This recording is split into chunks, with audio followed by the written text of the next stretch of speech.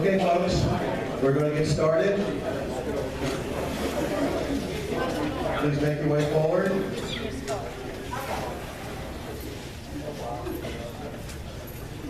Linda's going to lead us in a prayer and pledge.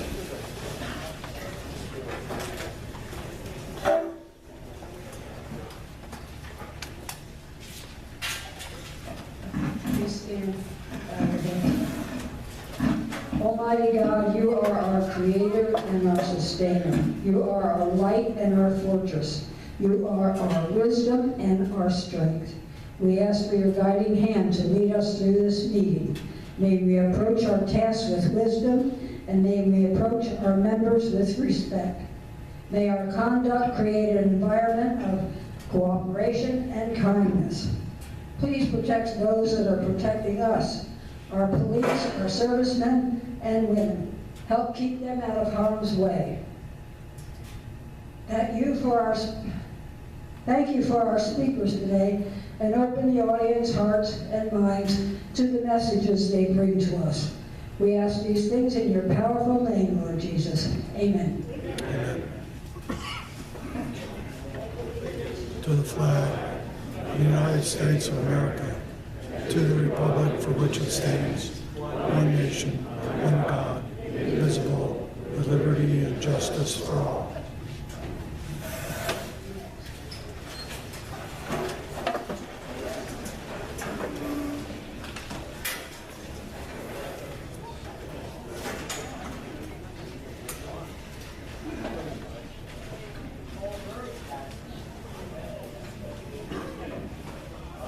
Welcome, everyone. Thank you for joining us this evening. We've got a great program for you. Looks like we still have quite a few people on vacation. You got to get your friends here to the meeting. Folks, I was born a Democrat. I know most of you here are Republicans. I want to read you something that reminds me of my earlier childhood, how I grew up, my family, and my neighborhood. Even though I say Republican or Democrat, can everybody hear me? We okay? Can you hear me back there?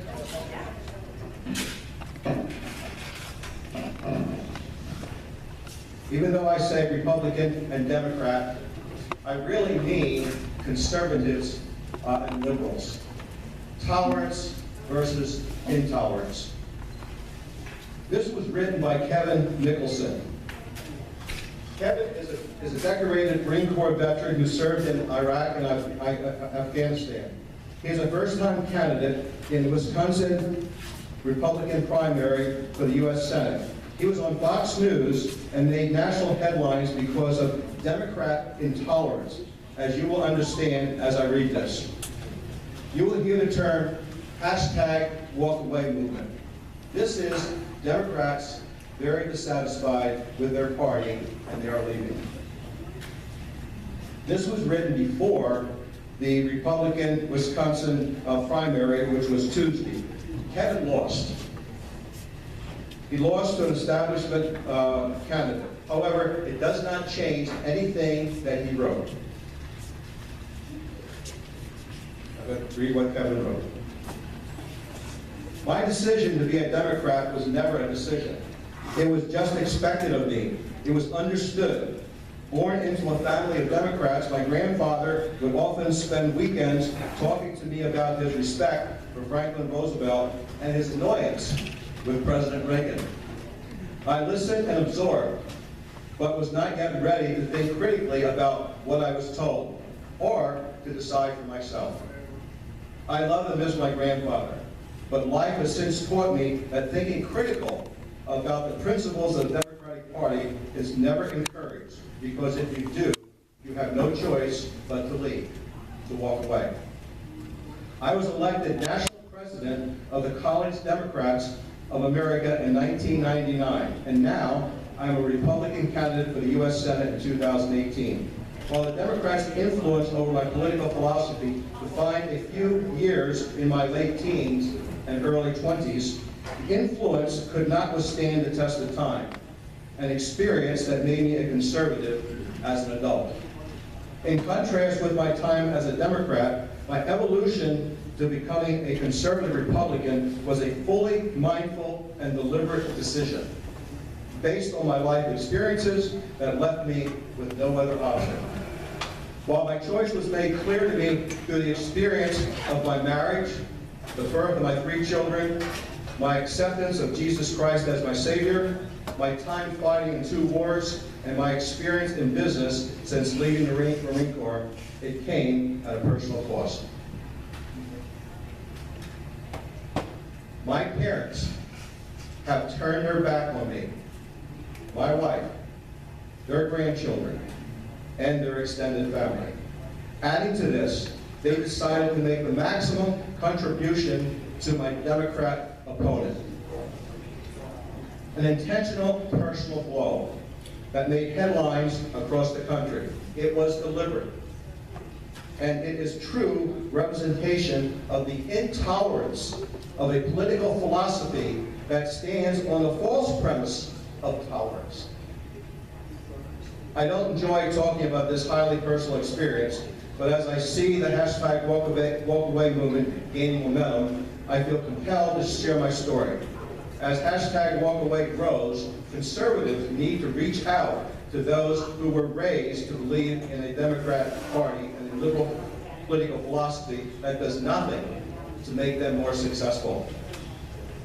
Many others who have decided to leave the Democratic Party have also likely paid a personal price for their decisions. And others are not yet ready to leave because of the judgment and ridicule that they will undoubtedly receive from other Democrats, whether family, friends, or co-workers. Unfortunately, their fear is founded. The Democrat Party is not the party of tolerance. It is not the party of acceptance. It is the party of intolerance. It is the party of closed doors, but open borders. It is the party of judgment. It is the party of identity politics. And that is why the hashtag walk away movement is resonating. Because when you stop and ask yourself why you should be a Democrat, it is impossible to answer. If you acknowledge the party's hypocrisy, since it openly advocates for policies that encourage dependency and destroys opportunity for all of us. As we look to the future, conservatives must aggressively reach out and welcome those who were not born into conservative families. We must continue to champion the dignity of all humans and conserve and invest our financial resources and work to build a strong defense that serves our nation's prosperity for all. This is how we will win the future of the nation. During my Senate race, I have learned that some establishment Republicans circles are reluctant to accept new members to their party. Too many believe that they have a club that they can control, and boy do we know that, and would like to keep it that way, since it keeps them in power. Those who demand that people be Republicans from birth in order to have a voice in the conservative movement would shrink, not grow our party. And their short-sighted philosophy or perspective on people's ability to mature as they experience life would keep us from bringing new Republicans into the fold, like Donald Trump has done. We need to push beyond those voices and welcome new conservatives in order to secure our nation's future. If you decide, as a Democrat, to walk away or plan to, I encourage you to find strength in those who have already walked the path. Find strength in the principles of conservatism that are founded in faith, liberty, and the Constitution. And find strength in those who have walked the path before you. President Ronald Reagan was a Democrat. President Donald Trump was a Democrat, as well as Vice President Mike Pence, former Senator Phil Gramm, and so many others. Find strength in our decision to choose to believe in human capacity to succeed when free, as you do the same. As I said, that was written by Kevin Nicholson. I just want to read one paragraph again, part of a paragraph, regarding tolerance and intolerance. My parents have since turned their back on me and my wife, and their grandchildren, and their extended family. Adding to this, they decided to make the maximum contributions to my Democratic opponent. That's a shame. But that is what the Democratic Party has become. Tying in with that,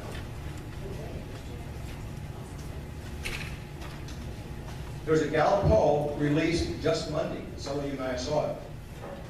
More Democrats view socialism positive than they do capitalism. I repeat that. More Democrats view socialism positively more than they do capitalism. A development that comes amidst the popularity of Democrat socialist candidates in the midterm elections. 57% of Democrats polled by Gallup have a favorable view of socialism, while just 47% of Democrats in the polls have positive feelings about capitalism. Folks, that is sad, and it's certainly alarming. If President Kennedy was alive today, he absolutely could not get nominated as president of the Democratic Party. By the way, do you remember what President Kennedy said? I know Ed would. He said, basically, folks, ask not what your country can do for you. Ask what you can do for your country. Does that sound like Democrats today? I guarantee you, folks, if President Kennedy was here today as a politician, I'm almost certain he would turn to be a Republican.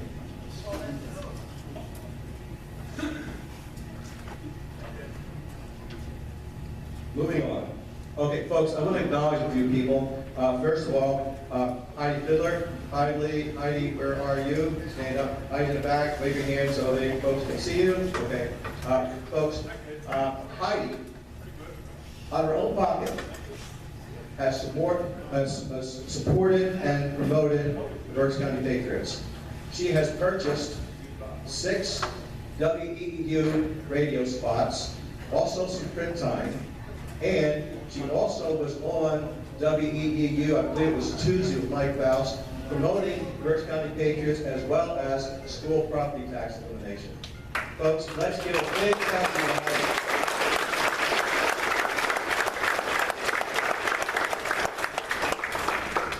Also, I want to let you know that recently Heidi was just elected as vice chair of the Berks GOP. We wish you very well in that capacity, Heidi. Thank you again.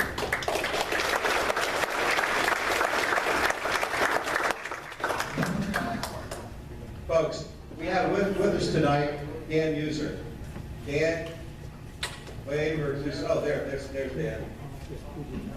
Dan is Republican candidate for the newly created U.S. 9th District.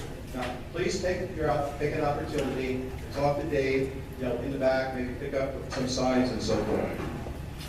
Folks, speaking for myself, I want the GOP to continue to control the U.S. House for many reasons. In order to do that, we need your help. And we need to elect Dan Muser and people like Dan. It's important that we do so. So, as I said, please talk to Dan in the back. We also have with us Vincent Gagliardo. Vincent, where is Vincent? Vincent is running for the state representative, District 127, Republican candidate. I believe his opponent is Tom Calderon, is that correct? Yep. Okay, you folks, you can visit Vincent back as well. Folks, we are nonpartisan, and we support candidates based on the issues. And speaking for myself, there's many that think that since Trump won, it's all over. Everything's great. I want to tell you, folks, it's just the opposite. The other side is gearing up. They're going to do everything they can to change what occurred. And they're not waiting for 2020. They're going to gear up, they are gearing up for 2018. If This election here, this is crucial. This is going to set the stage for many years to come, as well as 2020. Now, there's many ways that you people can help. A lot of different possibilities. You can talk to, we have in the back, Dick Stombach is back there. He can give you some suggestions, many things you can do. The two most important things you can do. The first is to vote. Now, all of you are voters, so that's easy. That's a given. But the second thing I want you to do, and I'm going to give you an assignment. I want each of you to take or get somehow 3 people to the polls in November. 3 that usually don't vote, or maybe not vote the way we would sort of like to vote, but I want you to do that. We need a high turnout in order for us to make sure we keep the U.S. House, as well as turn Pennsylvania around. That's a totally different ballgame. So we need your help in that regard. There's other areas as well, but you getting the polls, you getting other people in the polls is certainly crucial, and of course, supporting the candidates in your particular area. Last month, I told you we had a fight in our hands. We certainly do, folks. We are fighting for the soul of our republic. And victory is within our hands. It's up to us to grasp it, make sure we don't lose it, but we need to not stay at home. We need to fight and put our effort into it. Thank you, folks. Okay, continuing. I'm trying to get some announcements out of the way. Oh, by the way, when you signed up in the back, some of the information we asked you for there was email address and so forth. I want to assure you, that email that you give us stays with us. We don't give anyone a copy of that. We don't have other people run lists and bug you with it. We're the only ones going to bug you, okay, just so you know that. So that is private information. I'm going to get an announcement out of the way that I usually do at the end. Scott Wagner has a meet and greet tomorrow. That's tomorrow, Friday, 17th, at the Wyomissing Family Restaurant. It's 5:30 to 6:30 p.m. Get an opportunity. You know who Scott Wagner is, obviously a Republican running for governor. Please stop there, talk with him, pick up some literature, get a free bite to eat. Later on, you're going to hear school property tax being discussed. If you're seriously about school property taxes being passed in Pennsylvania, you got 2 choices. You got Governor Wolf, who already had his chance and voted no, or you have Governor B, hopefully, Scott Wagner. He has promised beyond a doubt that not only would he sign a bill if it got to his desk, he would do everything he can to get that bill to his desk. And on the campaign trail, he's making that known as well. So please, make an opportunity if you can to stop and see him. Now, folks, if you don't see me here next week, it may be because Judy and the board that keeps me are taking up too much time. So I'm done now. I will be introducing, let me just see what we have here. Oh, Linda's up next. Weren't you just here a while ago?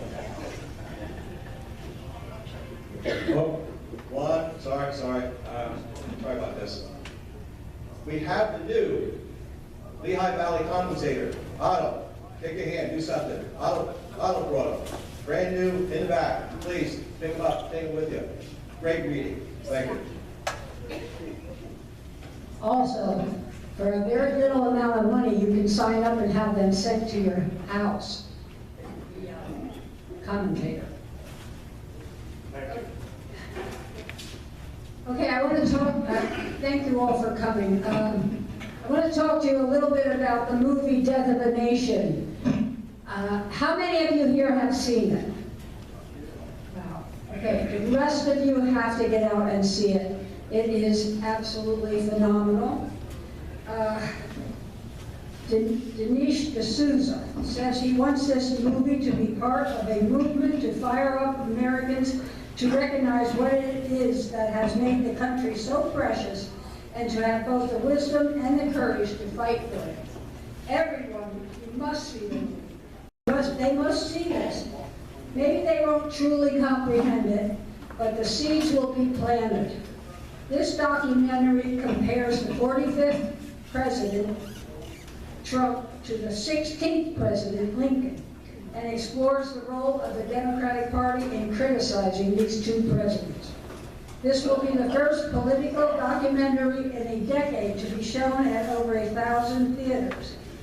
Sam and I saw it a few weeks ago and it left us spellbound. I understand that there are shows daily at 1 o'clock, 3:50, and 6:30. Folks, don't miss it. It is really a great movie. Where? Okay. Where? I don't know. And see the Bear Grounds Mall. I'm sorry, that's where I saw it too. I didn't know it was playing just there. Okay. And next thing I want to talk about is the city of Reading has created Berks County Monument Preservation Fund. This fund will preserve all the military monuments in our area. They have adopted monuments throughout the county and coordinate perpetual care so that our military veterans and deceased members will never be forgotten. In conjunction with the Preservation Fund, the city is building a Freedom Path, and it will link all the memorials in City Park, including the Vietnam Memorial area. You can participate in this path by buying a brick. Berks County Patriots will be buying a brick with our name on it and a short message, "We remember." These bricks cost $100. You can purchase them as a family, you know, in memory of a loved one, maybe that passed away during the war, or a veteran, or just in your family name, anything you want. I think it's 3 lines and you have 15 spaces in the line, so you can put on whatever you want for $100. I have forms in the back if anyone's interested. I think this will be a really cool thing to see in the city, in City Park in the future. Okay? Now. I'm sorry, I forgot your last name again. Come in and discuss it. Come in and discuss it. Kamanskas. Okay. Last year about this time, I had asked for volunteers to do a project for me to find out what the schools and what the federal offices are doing for Constitution Day, which is September 17th, I believe. 17th, yeah. And Mike K volunteered to do it. And oh my gosh, did he ever do a fantastic job. I'm going to let him tell you about it. What up, Mike? I mean, this is some of the papers that he gave me. Really, really good. All yours.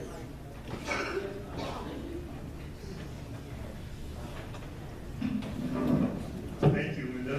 But I'll be talking to, give a short overview, but I have meager results to report. And I'll explain why. Okay. Linda explained that I took her challenge. And I was intrigued by her request because, one, at the time, August of 2017, I was hearing a lot of things in the news where people saying something was unconstitutional. And there was no context in the U.S. Constitution about what they were talking about. Also, in my oath of office, or commissioning oath, I had to support and defend the Constitution of the United States against all enemies, foreign and domestic. Tying those two together, said, hey, good idea to learn what's going on, learn more about the Constitution, and so I dug. Interestingly, the public law was a rider sponsored by the late U.S. Senator Robert Byrd, Democrat, West Virginia, to the fiscal year 2005 Consolidated Appropriations Act. While I'm not a fan of Senator Byrd, number one, he was a Ku Klux Klan recruiter, make that link with liberals, Democratic Party, and Ku Klux Klan. And he also wasted government money. He kept on bringing things to West Virginia that didn't have to come to West Virginia, like a fourth atomic clock for the U.S. government. You only need 3 atomic clocks to have maximum cost-effective reliability, but he put a fourth one in West Virginia. However, his actions with this public law point out that even bad people can do good things. Now, Public Law 108-447, Title 111, or Section 111 of Title I, Division J of the 2005 Appropriations Act, that's how you have to find it. I worked with lawyers for 3 years. They are more so librarians to figure out how the laws are stored and to find out how they all link. So that's an example of how to find something from a law standpoint. It covers 2 aspects: educational institutions and the federal government and agencies. The educational institutions, if they receive federal funds, they have to comply with the law. And that means to provide training every September 17th on the U.S. Constitution to every one of their students. From the federal agency standpoint, since they're already funded by the government, they have to provide each new employee with the education and training on the U.S. Constitution during their orientation for the job. Then, every year on Constitution Day, they're supposed to get refresher training, which is something I've received many times over my years working in the federal government and as a federal contractor.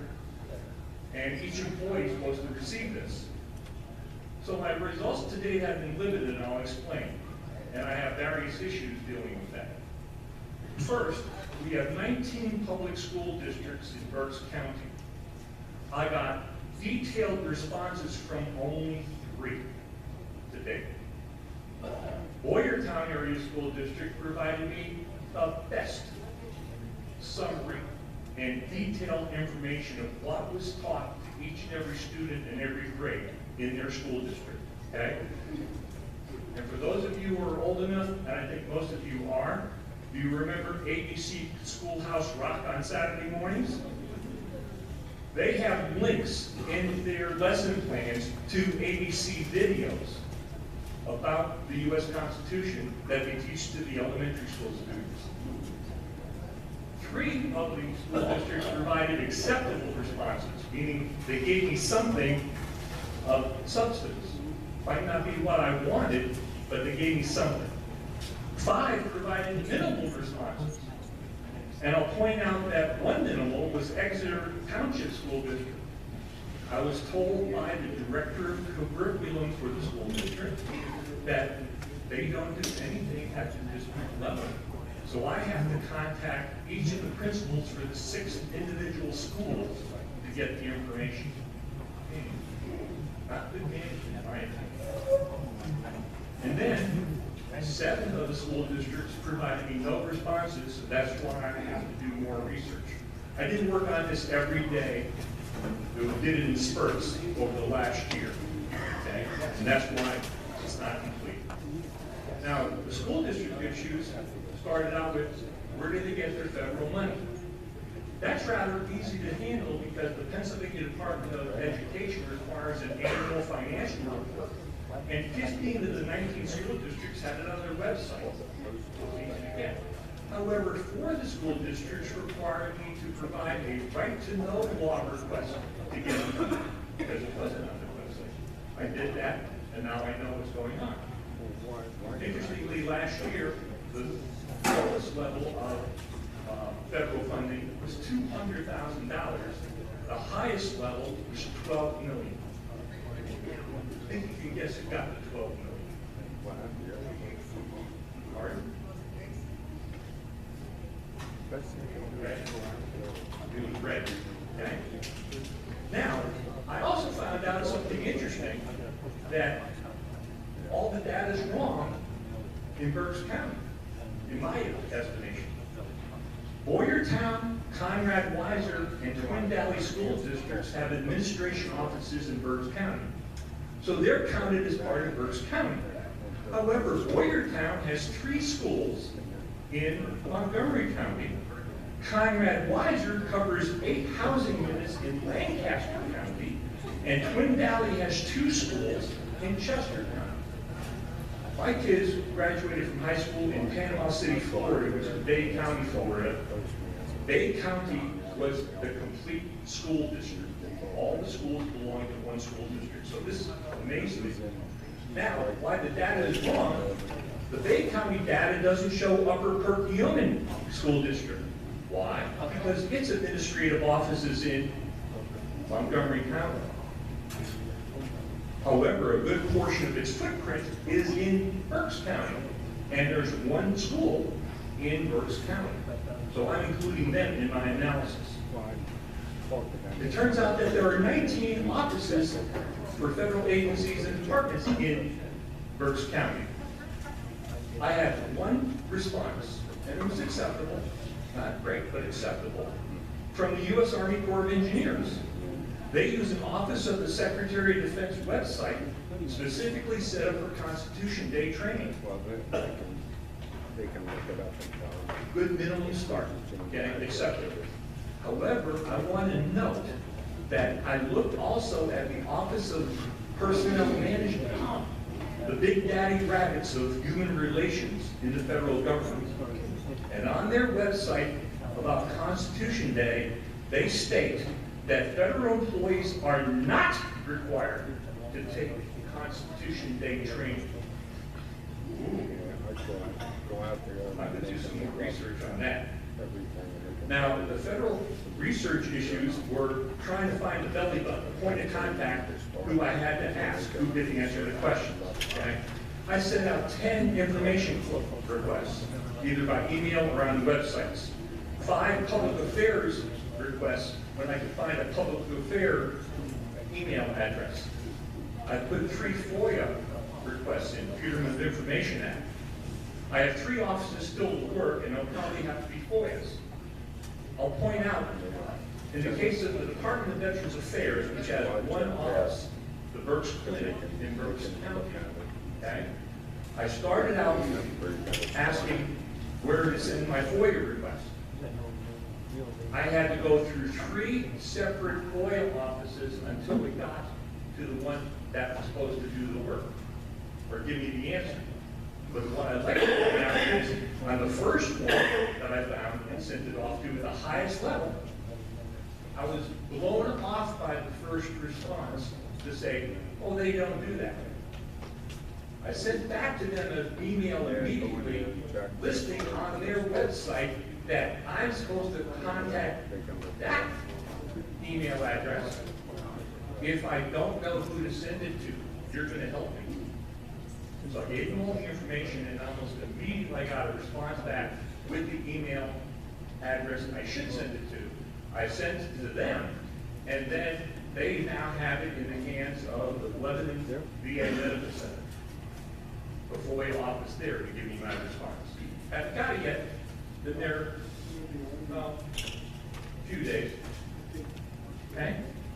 As an aside, I sent an email, our website internal email, we send emails on the website, to the Nuclear Regulatory Commission, because I had a phone number for a Nuclear Regulatory Commission office in Berks County. But I couldn't find anything on their websites about that office, just that one phone number.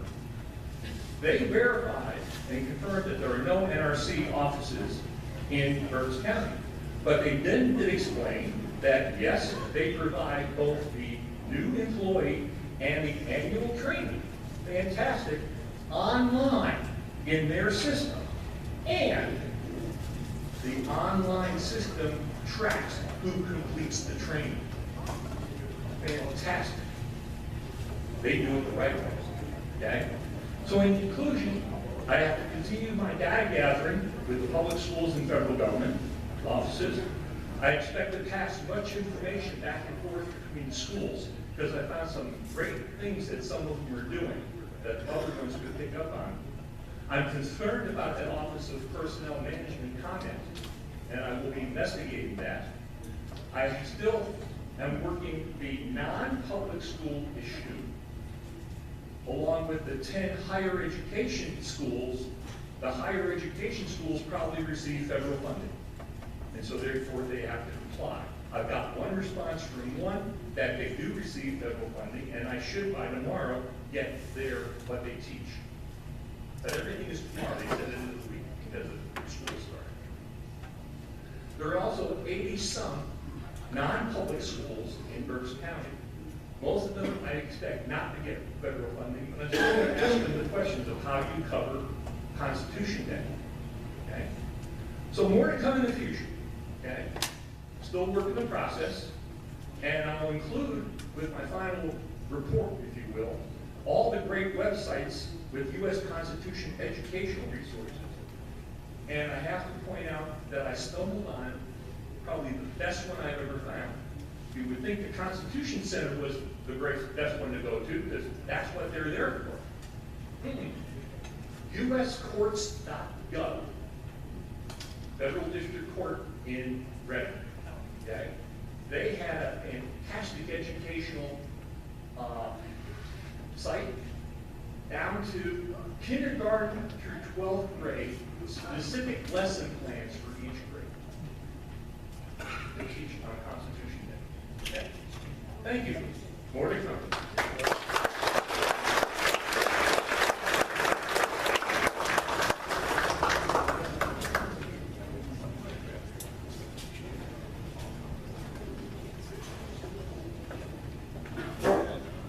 Thanks, Mike.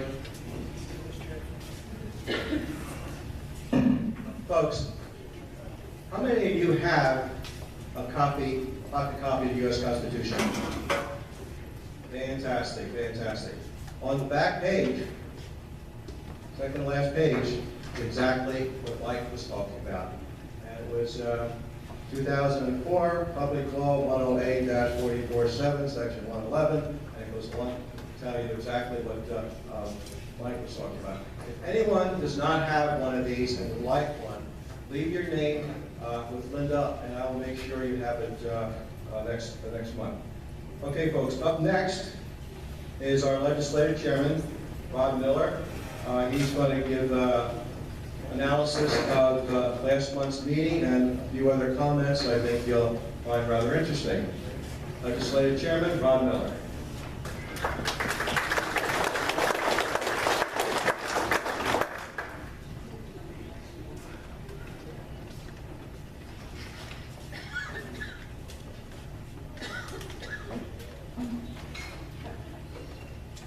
Okay, good evening, folks. Yes. I do have a report we're going to talk about. But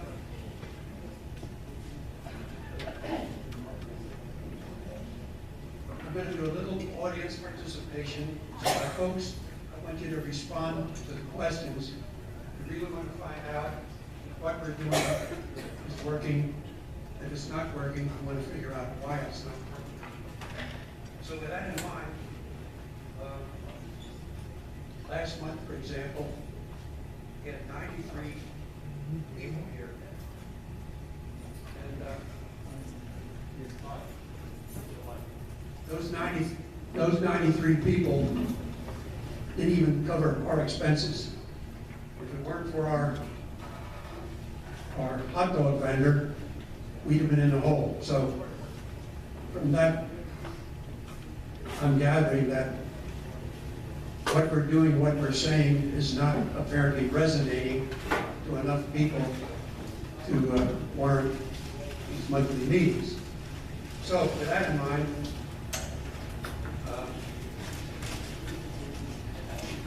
we were 10 years ago when we first started. I think we had standing room. This was packed. Time passed. But we always seem to have 200, sometimes 300 people that are here to hear what we have to say, to hear our speakers. And we're basically an information source of discussions and topics that relate to our own constitutional republic. And basically, it's what we're trying to say. Whether or not it'll happen, time will tell. So, Frank Ryan, Representative Frank Ryan, was the speaker. And he spoke basically on the swamp that we talked about in Washington. He talked about the swamp in Harrisburg. And it is a major, major problem. The DC swamp is drained rather slowly, but it's drained. And you know, you look at the swamp as a shallow, stagnant body of water. And our president is focused on draining the swamp, but every day there's new revelations come out and what's going on in Harrisburg between the CIA and the FBI and IRS and whatever. And actually the swamp that I look at now is probably deep enough to hold the Loch Ness Monster. And I don't know how much more we're going to keep finding out, but I'll tell you what,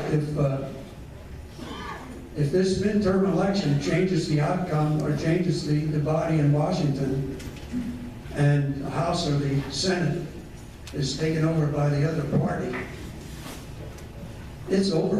I mean, these folks are going to put a stop to all this investigating, and I don't know where it's going to end up, but I know it doesn't look good. And we got similar situations in Harrisburg. And if it weren't for the conservative caucus in Harrisburg, our governor would be demanding a lot more spending programs than he has already. And we as conservatives must continue to put the brakes on some of this spending. With that in mind, I'm going to ask you a few questions. First of all, Judy took a head count of what we have tonight.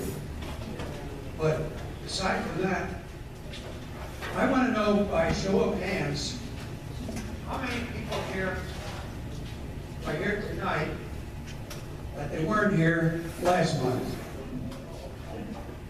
And you would make a head count here.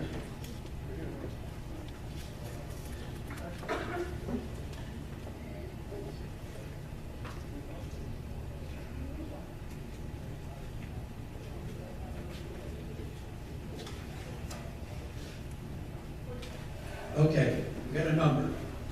Judy says 45. How many are here that they were prompted to come because they heard the announcement on WEU? How many heard that announcement? What do we have? I see one hand, 2 or 3.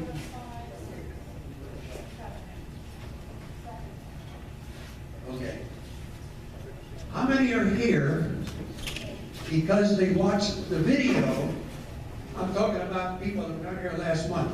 They watched the video of Frank Ryan's talk last month. How many actually watched that and are here because of that?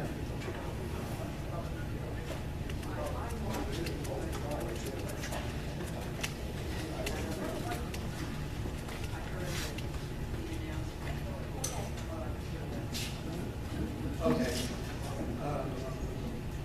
What's my point? Well, what is the reason that we cannot put people in the seats? Apathy? Disinterest?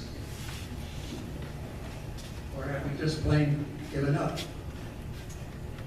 I don't have the answers, but I know that we're looking real hard about where we're going with this organization and see if there's anything we should do different, or are people simply backing off because they got who they want for president and figure everything will work out. Well, there's no guarantee that's going to happen. And a point was made last month, for example, that Pennsylvania's a prime candidate for bankruptcy. Frank Ryan is a retired CPA, in fact, he's retired Marine Colonel as well.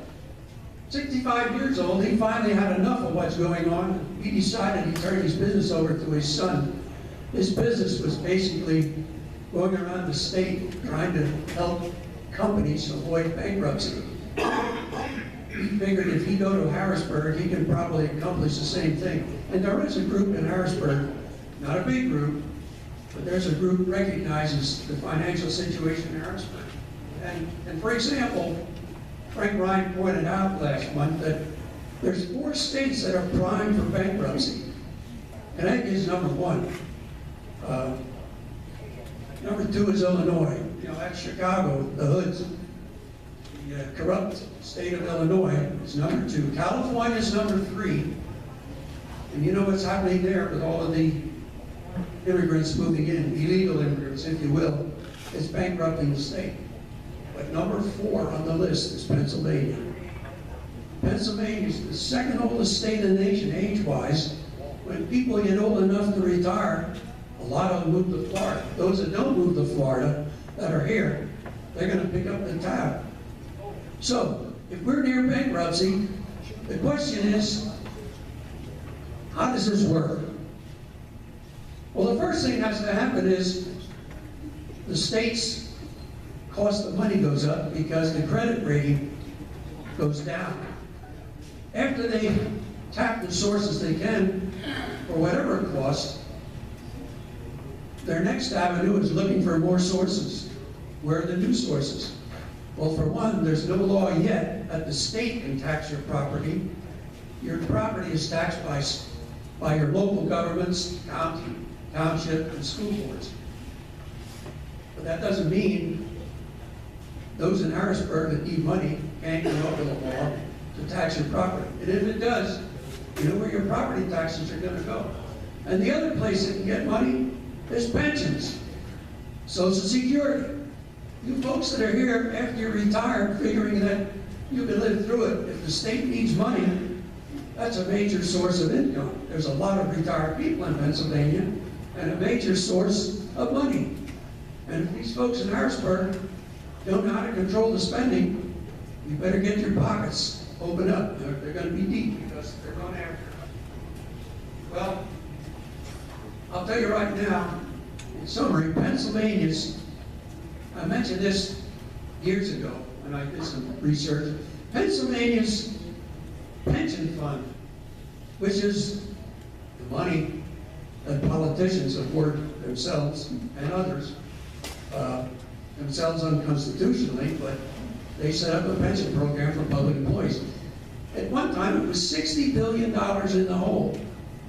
This month, if you heard Frank Ryan, it's now up to $71 billion, and it's going to keep climbing. Where's that money coming from? It's going to come from your pocket. And the other place they're short is $21 billion or $26 billion in funding for public health care, public employees, school teachers, whatever. It's between them, and a few other things, it's about $10 billion of money. They got to find somewhere, and they're going to look hard to get it. Now, what's the next procedure after declaring that they got to get money? Well, they can go to this federal government, except the federal government says, we're going to help you if you declare bankruptcy. If we declare bankruptcy, the state, the government, the federal government can move in. But keep this in mind. If Pennsylvania collectively votes Republican, and we have a Democrat administration, are they interested in bailing out Pennsylvania? Conversely, if we go Democrat and the Republicans are in control, are they going to be interested in bailing out Pennsylvania? Not likely. So there's some dire consequences to find ways to keep this state solid. And the Frank Ryans and the like, and the Conservative Caucus are working to do that. But the United States is $21 trillion in the hole. They don't have any money. All this money is going to come from the next generation. And you folks are going to give what you can, but as time runs out, the next generation is coming along, and they're going to be pitching in because our government has an unsatiable appetite for money, our money. And I'm as far as I can go. I mean, I've just had it with them. I don't care what the party is. they don't know how to control the spending, I want them out, because they're not wisely spending my money anyway. So, okay, I've taken my 5 minutes at the outgate. I knew it would be 10, but they told me 5. There were 5 millimeters, so that's really 10. So, I guess in conclusion, that the TV show is, remember that Last Man Standing. I'm the only charter member of this organization left. 10 years ago, I joined this board as a charter member. I'm the last one standing. I don't know where we're going to end up, but I'm sticking in for the rest of this year. We got 2 candidates coming up, and in December, honoring the veterans. I don't know where I'll be after December, but I'm an octogenarian, and so is my wife, and it's time to pass the baton. And I think the Patriots themselves are going to have to look real hard at this after December, because if we're not barely making ends meet on a monthly basis, we can't even collect money to do anything, and that's where we are. We are just at a point where breaking even every month for a handful of people, where there's thousands of people out there that are hearing our messages, it's like just throwing sand into the wind. So I ask you to keep that in mind if you can figure out ways to get people here. We've tried 2 ways, WEU, and secondly, the video went out and did very little. So I don't know that anything short of a tragedy in this country will get any more seats. And I'm not lecturing those that are here. God bless those that showed up. But it's the empty seats that are the problem. So just remember that there's a generation coming on behind us. It's just a matter of what we intend to leave them. And I ask you to think about it. Thank you.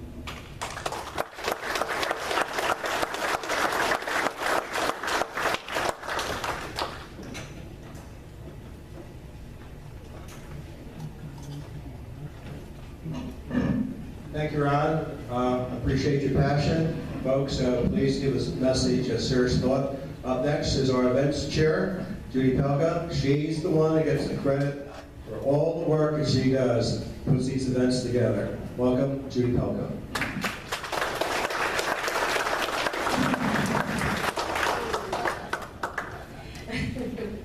Before and after I destroy the place. I do have a lot of help, though. We get a lot of suggestions from other people for the topics for tonight, for our meetings every month. Tonight we're doing a little different. We have Herb and Ann Schegel from Schuylkill Haven, and they're going to speak about important environmental issues that we should be aware of about different insects and mostly about the monarch butterfly.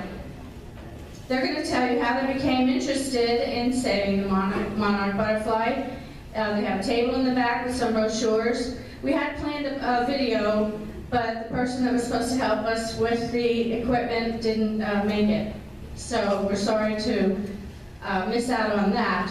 But they're going to tell you how they became interested and what importance the milkweed plant has to the reproduction cycle of the monarch butterfly. So welcome, Herb and Ann Lee.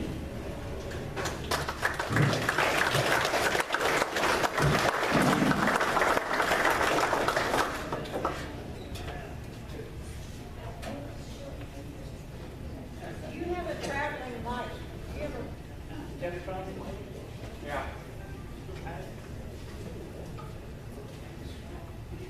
Yeah. Yeah. One back there.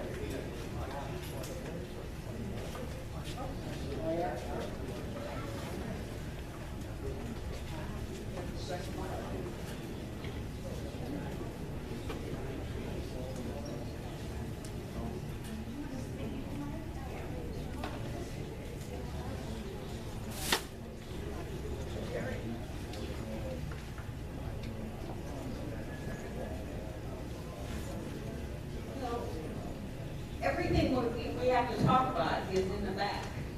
So this is not going to be at all full. So I hope you'll still be interested. We are really working for the pollinators, for the bees and the monarchs, and we are so sad that the farmers are getting rid of the milkweed, because the milkweed is the absolute best thing for the mother monarch to lay her eggs on.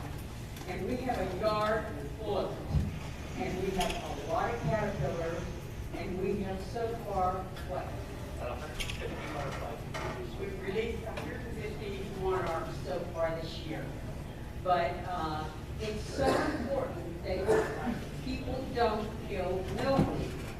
And we'd really like to see what we have in the back. Of course, that will kind of end the meeting, I guess. Our yard is classified as a monarch waste station. The plants in our yard are for monarch butterflies. Basically, we have the milkweed, we got the host plants, the nectar plants, and I go out and I check the milkweed. The female lays its egg on the underside of the milkweed. I'll go out in a couple of days, one at a time. Tiny hole in the milkweed leaf. Walk into the mic, please. I look for the hole in the milkweed, and the caterpillar will be always on the underside of the leaf. It'll never be on top. So then I'll take the leaf with the caterpillar on, and take it on our back porch, and I put it, we have it back there in the aquarium, and I just keep feeding it, and in about 15 days, it'll crawl up to the top of the screen, and it'll go into a chrysalis, and it'll stay in that chrysalis for about another 10, 15 days, and then it'll come out as a monarch butterfly. And then we release them on our back porch until their wings are dry, and then we just release them back into nature. And the ones that migrate in the fall live the longest. They make it down to Mexico. They migrate down to Mexico and down to Florida, but basically Mexico. And then in the spring, they will start migrating north. They will mate, and that group will die off, and then the other group just keeps migrating, and they mate, die off, and then once that make it to Canada in the fall, they migrate back into Florida, and they complete the cycle. So we're trying to get people interested in planting milkweed. That's their main food source. There's different types of milkweed: tropic milkweed, pink milkweed, white milkweed, butterfly weed, but basically, I took notice this year that most of my caterpillars that I found were on pink milkweed, not the wild milkweed. So, and the aphids are so bad, and it was just it's just hard to raise them with the kind of milkweed we have with the aphids in it. The way we got into this was about 10 years ago, there was an ice storm down in Mexico, and the monarchs were already migrated there, and they were covering the sides of the hillsides and the trees and everything, and it had this ice storm. And when the ice melted, they said it was like black and yellow on the ground. It was just terrible. They were all dead. And 80% of the milk of the monarchs died in that ice storm. So then we started different groups, Monarch Watch in Kansas, different places, and tried to bring the milkweed back, bring the monarch back. But as long as they're getting rid of the milkweed, you know, it used to be growing along the road. You drive along the road, you'd see it everywhere. But now they oil it and cut it and do everything they can to get rid of it. So, do you have any questions? What is the caterpillar, the butterfly caterpillar that make their nest on apple trees and you just all the leaves off and kill it? Yeah, That's not a monarch. Monarchs don't do that. They basically lay their eggs on milkweed. They don't do anything with apple trees or anything like that. Yes. Would it be possible to deliver these land milkweed on your property to attract the monarch? Oh, yes. Yes. How do you get seeds for milkweed? If you go online, there's a lot of places. We started this with Monarch Watch out of the University of Kansas, Lawrence, Kansas. You go on, That's intriguing. I think I'm going to do that. Thanks. It's very interesting. We're just trying to get people involved to raise the monarch. No, it is a weed, so you have to be careful. Yeah, I tell people when I give them seeds, it's a weed, please be careful where you plant it. And you can, but it likes a lot of sun, don't try to plant it where it's really wet. But if you have swamp milkweed, it likes it moist, and that's bad, my heart's on that. So, Other questions, someone else? and we do not use insecticides in our yard, none. I had at least 8 caterpillars that were 1.5 to 2 inches long about a week ago. They decimated 2 butterfly weed bushes. And I have another, a huge one that's there for 3 or 4 years, and I don't know where the caterpillars went. Last year I had one that had one in a chrysalis and was hanging on the side of my house. And I took care of that one until it hatched, which was a beautiful thing. But I don't know where the caterpillars go. Well, you have to watch out for the birds. We were feeding the birds, and then one day Herbert was sitting there and he said, "This bird has something green." Sir, what do you heard, Mike? I had a red house, and we had a mother and father. We had a mother and father wren in the house, and I'm sitting on the back porch looking at this birdhouse, and I see this wren sitting there, and I'm looking at it, and I see this little tiny green caterpillar in its beak, and I said to my wife, you know what? That wren, and I read about wrens, they love caterpillars. That's their main appetite. So there were a couple babies in there. I took the wren house down and I freed babies, but I took the wren house down because I was wondering where all the caterpillars were gone. But yeah. Any other questions, folks? Anybody else here?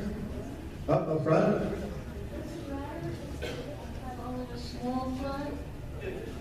As long as the plants have flowers and the monarchs, you know, they have a proboscis and it goes right into the flower.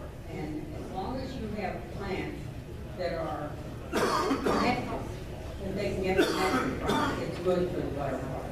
And the bees. Don't forget the bees. Bees are important. Anybody else for questions? Anybody? Okay. Well, I want to thank both of you. Do you have any concluding remarks? Yeah, if you have any butterfly bushes in your yard, that's a good nectar plant for monarch butterflies. And another one, it's an annual, and it's called orange Mexican sunflower. They love that plant. It's an annual. I have 2 in my yard. The monarchs love that. It's really funny because we let them go and we expect them to go. For a long time, they're living and eating. They have all these flowers and everything. So there's about 10 of them that just stick around in the yard. People go past in the car and they'll stop and look at all these monarch butterflies in my yard. So we assume it's the ones who let them go. We don't think they're far away. But you have to come back and look at it. We have back here as one of the chrysalis. We don't have any butterflies. We let the butterflies go to the spring. Anything else? Thank you so much. Folks, please stop by the table, look at what they have. We're going to take some of their literature and put it on our website as well.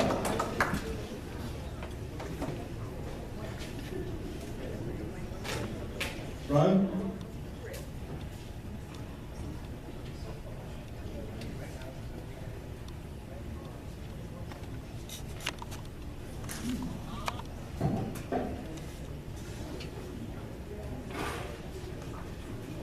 Folks, up next is Ron Boltz.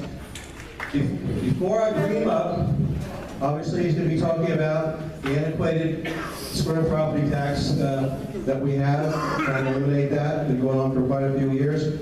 I want to thank those Patriots that over the years who have helped Dean and Ron go door knocking throughout Pennsylvania. I see some of you here. I see Ed. I see Phyllis. I see Skip. Bob Warrior's here. I'm not sure. Others, raise your hand. From door knocking. Oh, Sally's over there. Linda and I can be added to that list. We went out there and 90-degree temperature and believe me, freezing temperature with a pen. You couldn't even get the signatures on. But very interesting, very worthwhile. Okay. Folks, Ron Boltz is our next speaker. Ron is president of the Pennsylvania Liberty Alliance, and he's going to give us an update on stored property tax elimination. Usually when we do this, a lot of times we will have Dean Klopp, and when I introduce him, I introduce Dean as the George Patton of '76 with the boots and troops on the ground. I'm not sure here, we have tonight, Ron Boltz is going to be speaking, but we also have a stand-up Jim Rocky with the 11 and 912 group. They work as a team. They've been throughout the state. They've been in Harrisburg so many times. We've got to give them both credit. Maybe we can have them be a joint Dwight D. Eisenhower, whatever, possibly. Ron, come on up. Folks, let's give Ron a great big hand. He's going to give you an update. We're going to stand. We'll have time for questions as well.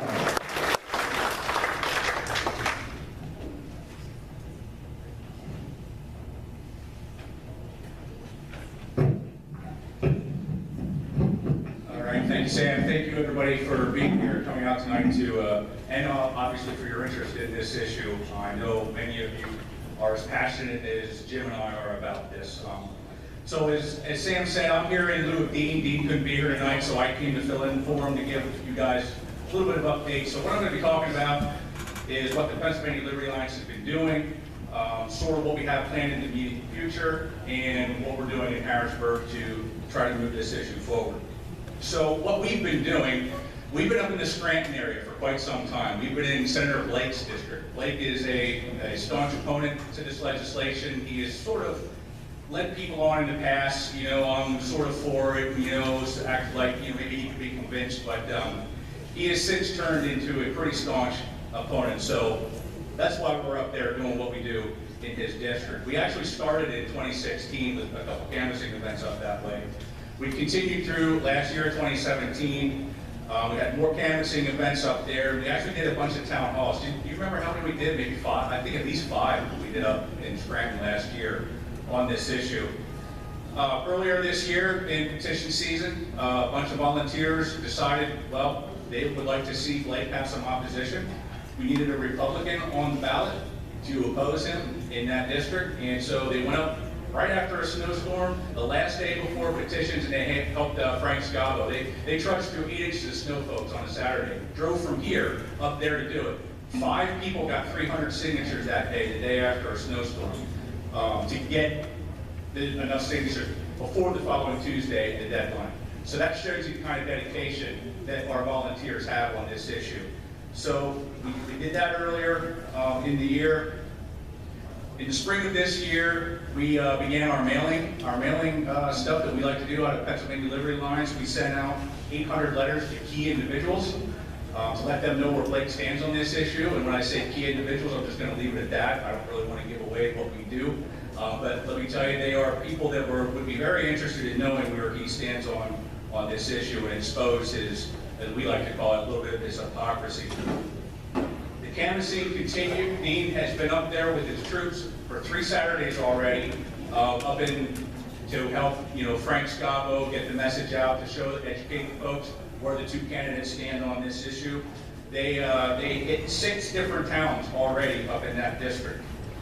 They're planning 6 more going forward, beginning the 25th, I believe I have written down here, of this month, and it will be every other Saturday from the 25th all the way up until the election, right before the election.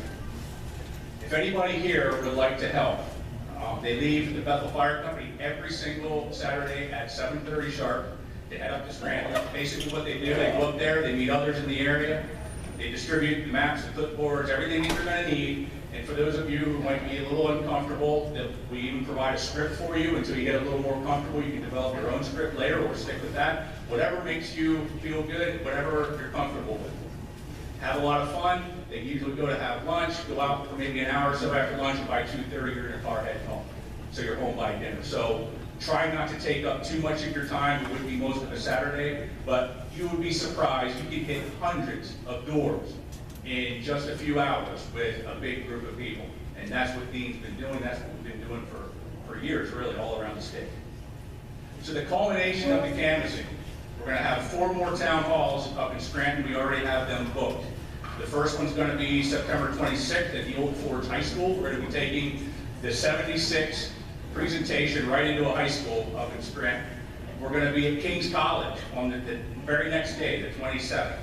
On Wednesday, October 24th, we're going to be at Scranton University talking school property tax elimination. And on the fourth town hall will be on October 25th at a VFW. He just sent me this information in a town called Inan. I hope I'm pronouncing that correctly. I wasn't aware of that one until right before this meeting.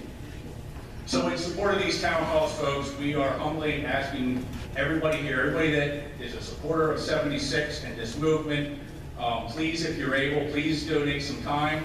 Please donate some resources, some cash if you can. We are planning to run at least 60 radio ads up there at a cost of about $115 per minute.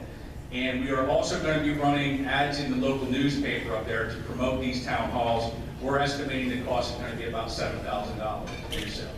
When you're in a market like Wilkes-Barre, Scranton, it's very expensive to run in the big newspapers in those types of markets. So that's why we're looking at costs of about $7,000 for the advertisement of these town halls. So any way you can help, folks, it's greatly appreciated. Greatly, greatly appreciated. One other race up there you might not be aware of, just south of Scranton in Wilkes-Barre. Sue Henry. And everybody know who Sue Henry is. She was a talk show host on WILK, I believe it is, for 17 years. Sue Henry is a personal friend of David Baldinger. Sue Henry has been talking about property tax elimination for years up in Luzerne County, up in that area. To make a long story short, the person who was going to be running up there on the Republican ticket backed out, and the party decided to appoint Sue Henry to that spot. Polling, now folks, keep in mind, this is Luzerne County. This is a 2-to-1 Democrat district. And the seated representative up there is an opponent of SB 76. But she's been up there, she's got name recognition, she's been talking about this issue for a long time, years. She's a Republican in a 2-to-1 Democrat district, and polling, when she announced, she held up a sign and said, "This is why I'm running," and it was on the property tax issue. Polling is 50-50 in a 2-to-1 Dem district. Just something to keep aware of. This issue is hot in Luzerne County. The homestead referendum vote that we took last November, you all remember that? They went for 71% in Luzerne County. Lots of Democrats up there, but they will flip over to the our side on this issue, guaranteed. So I just wanted you guys to be aware that this is the type of power that this issue has in the state of Pennsylvania. So that's kind of what we're doing on the outside. Those are our activities that we have in the immediate future, all this canvassing, these town halls, spreading the word. We also have a plan for the inside. When I say inside, I mean in Harrisburg. On the Senate side, Jim and I have been meeting once again. We started up our meetings with Senator Fulmer and Argyle. We talked about this, what we're doing. Excuse me. We're kind of looking back. We're looking at what we did, what went good, what went bad, and what can we do to change going forward. We obviously need to change the game plan going forward. We're looking at how can we do this better, how can we do it differently. We've come up with some new ideas. Some of them I can't really share with you yet because we don't want the opposition to know what they are. We're going to have new tactics, and they're designed completely around getting more exposure to this and making legislators take this issue more seriously than they have up until this point. Because as we all know, everybody likes to campaign on it. Nobody wants to put up the vote, though. And we aim to change that. Speaking of vote, I'm asked almost every time I talk to people, are we going to get a vote this year on property tax elimination? Folks, we actually almost had a vote and we weren't even aware of it. And I'm going to tell you what happened. We have been putting a good amount of pressure on our champions, Dave Argyle and Mike Fulmer, to get a vote for us during the election year. Because, as we all know, one of the politicians most honest, during the election year, when they know in November they're going to have to face the voters. We all know what happened in 2015. 3 or 4 of our co-sponsors who campaigned for years, telling their constituents they're for this issue, 476, what they do when the vote came around, they caved to the lobbyist pressure and voted against us. But they didn't have November coming up right around the corner.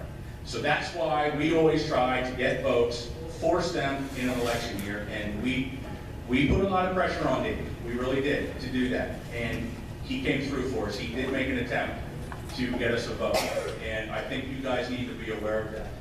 Basically what he did was he picked out a bill that he knew was going to run. It was on the schedule to run on the calendar. He knew that leadership wanted it, and he filed the amendment to do a gut and replace to force a vote on the issue. Now, what happened was not pretty. We are told in caucus meetings they wanted to tar and feather Dave for attempting to force them to go on record on this issue. Unfortunately, we're told only 2 senators actually stood by his side, and this happened in multiple caucus meetings. Senator Schegel and Senator Fulmer and folks from their offices took all kinds of flack and all kinds of fire for trying to do this. But we asked Dave to do this for us, and he made the attempt.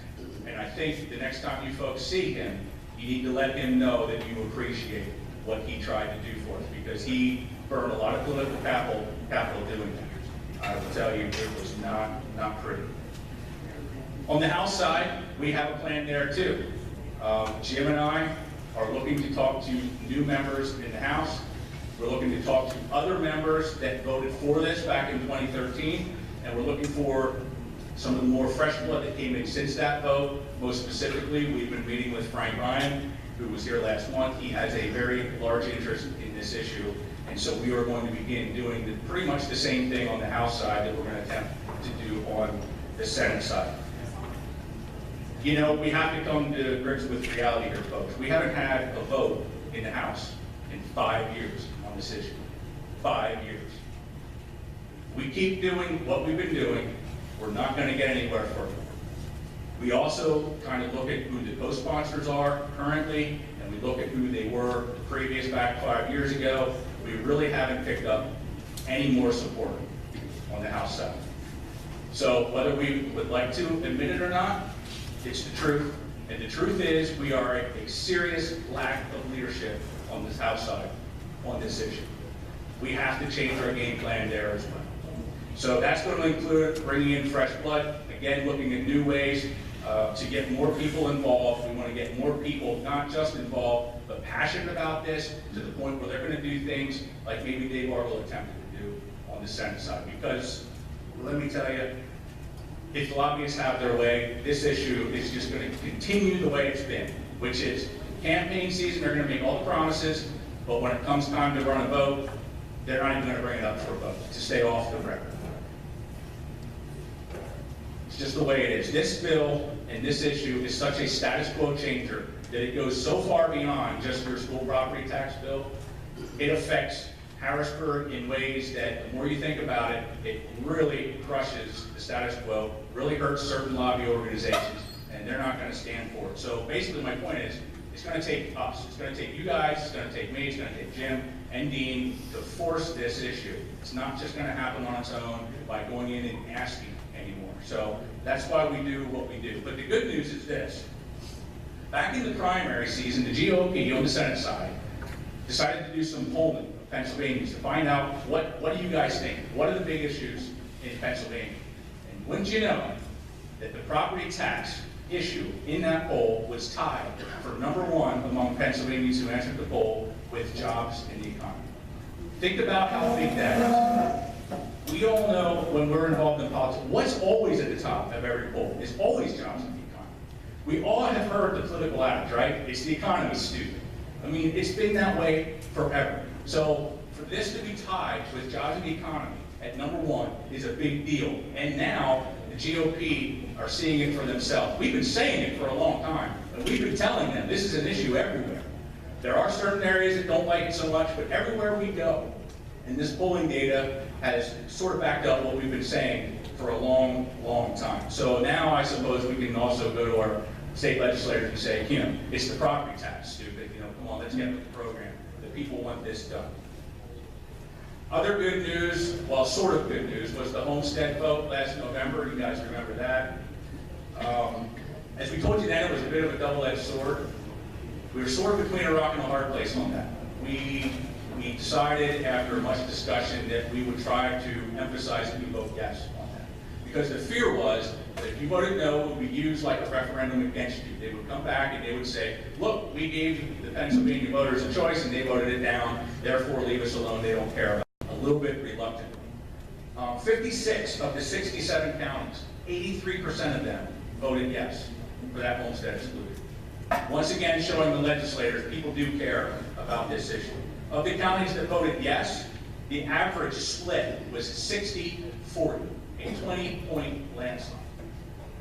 Monroe County led the way. It was 83% of the people in Monroe County voted yes. You folks right here in Berks County, 77% voted yes to raise the homestead exclusion from the existing 50% to the 100%. The only reason the statewide split wasn't higher than what it was, even though we did win, was because the areas that voted no were the high population areas of Philadelphia, the southeast, and the usual suspects down there, and Allegheny County. So they just had that many more voters that it did drag down the overwide statewide split. But where it did pass, 60-40 was the average split. It was a landslide. And again, 83% of the 67 counties voted yes. Other reasons that it didn't do even better than it did statewide, the PSEA was out there in full force once again with their misinformation campaign and their scare tactics, saying that the sky's going to fall if we do this. We also had a lot of confusion we found leading up to that vote. A lot of people voted no because they didn't really even understand what they were voting on, so they just played it safe and said no. We even had a lot of 76 supporters vote no because they viewed it as not complete elimination and they were correct. So they just said, you know what, if it's not going to be 76, I'm going to vote no. Even still, the results speak for themselves, and I think if there was less confusion, 76 people were on board, it would have been much, much higher as a statewide spread.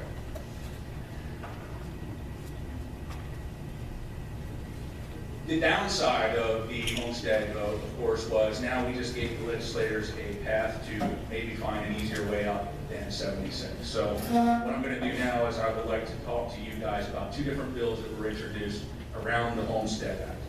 One in the House, one in the Senate. House Bill 2329 was introduced in the House. And the problem with that bill, there's many problems with that bill. One, it would be, let's back up first and let's sort of make sure everybody understands what the homestead is. To do this through the Homestead Act, basically in theory, and I'm going to repeat that twice, in theory, what could happen would be that you would no longer be paying your school property tax bill. Instead, it would be paid through the state via state level sources. So you would not pay that bill directly. Other taxes would increase just like 76 does, but the state would take care of your school property tax bill for you. In theory, and in theory, it could do that up to 100%. So you wouldn't actually be paying your school property tax bill anymore. Again, in theory, I can't stress that enough. But this bill, HB 2329, leaves this decision up to the schools. If this would pass, what it would do, it would raise the PIT. Everybody would pay that increased PIT, but it would be up to your school to decide whether or not to enroll in the program and take the money from the state in lieu of your school property tax. So you clearly see what's going to happen here. Some schools are just going to say no, and those folks in those school districts that said no, they're still going to be paying that PIT to eliminate somebody else's school property tax somewhere else. And nowhere else in this bill, it's only like a 7-page bill, does it specify what would happen to all of that extra revenue for the schools that was set aside for the schools that didn't vote this thing up. Clearly that's a big problem. So again, everybody would be taxed, but not everybody would see this school property tax go away. Other problems with the bill, the schools would continue to actually be able to raise the property tax. Because remember, this is an exclusion bill. This is not an elimination bill. The homestead excludes a certain amount of your assessed value. Up to now, it could be up to 100%. But the property tax, you have to understand, the property tax bill and the property tax still remains in place. It's just now the state's going to be paying it for you. But the bill is still there. So that's a very important distinction. So even though you're not paying it necessarily directly, it still exists. So now what happens when the school raises property taxes the next year? Because they could still have the ability to do that. The state's going to have to find a way to cover that increase, or maybe they're going to go back to a property tax. So you see the kind of the flaws that we have there. There's no spending controls in this bill like SB 76 has. There's no provision. What happens if there's new construction? There's a whole lot of things to think about. And Jim and I have been trying desperately to talk to legislators about all of these different issues. And some have been listening, some obviously have not. There's a lot of details that have to be worked out to make this happen. New construction in the school district, the school is now entitled to that money from the new. So how does that get handled? Who pays for that? There's no provision here to take care of that. So there's no provision to track eligibility. You have to qualify for the homestead. Not just anybody can qualify. It has to be your primary residence, and you have to own it and live in it.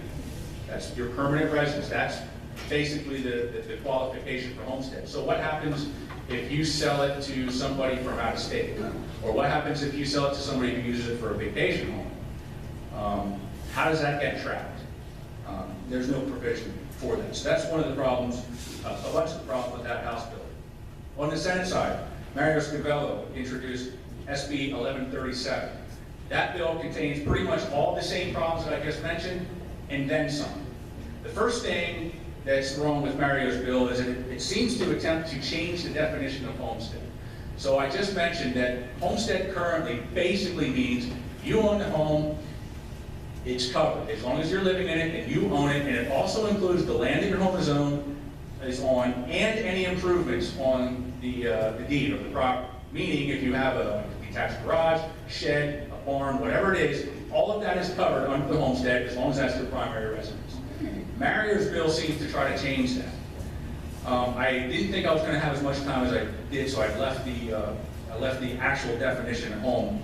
But basically what his does is it leaves out the land. There's no mention of the other improvements. So does that mean that your detached garage wouldn't be covered under Mario's bill in the homestead? Does that mean that the barn that you have your animals in isn't covered? And the other even bigger issue is, as far as the land that your home is on, the bill says, and it uses the words reasonably necessary. It says it would include whatever land is reasonably necessary for you to live on that property. What does that mean? And who decides what that means? Well, the bill does tell us. It doesn't tell us what that means, but it does tell us who decides. Guess who decides what's reasonably necessary? Your county assessor. Somebody who is not elected by you and somebody who has no accountability to you gets to decide what is, quote unquote, reasonably necessary. So you can see where this is going.